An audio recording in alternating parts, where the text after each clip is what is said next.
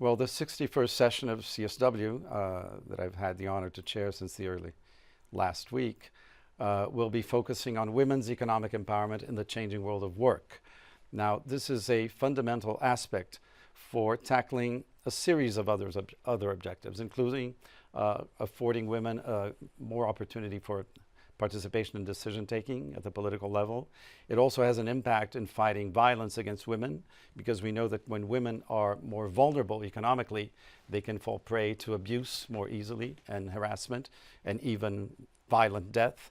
So it was very gratifying to see how delegations came to New York and converged on the importance of economic empowerment. So we looked at several different aspects of the question, the key aspect of equal pay for work of equal value, questions associated with women's role in the family, so preventing pregnancy-related discrimination, ensuring paid maternal leave, and now I think there's a growing consensus about the importance of paid paternal leave as well.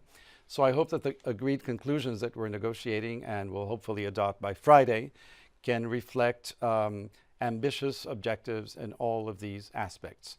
But I would add also that this year, in an interactive ministerial dialogue, we looked at how to build alliances to implement these objectives and targets. So between governments and civil society and the private sector has a very important role to play, because it has become obvious by now that the locus of greater discrepancy in salary terms is in the private sector when it comes to unequal pay for work of equal value.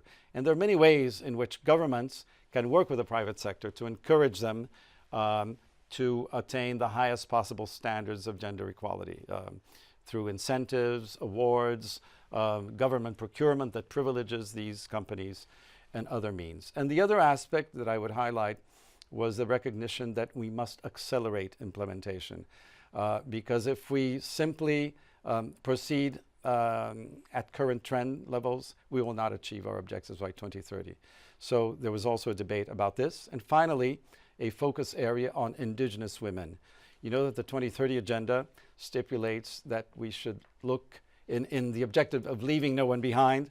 One should look at those furthest behind. And no doubt Indigenous women are often in this situation and are the object of multiple forms of discrimination. So I was very gratified to be able to chair in a debate and an exchange that revealed challenges, but also opportunities and strengths that Indigenous women have. For example, I think we can consider them champions of sustainability, because the idea of preserving the environment for succeeding generations is one that has been with the Indigenous populations for a long time, and we can draw inspiration from that.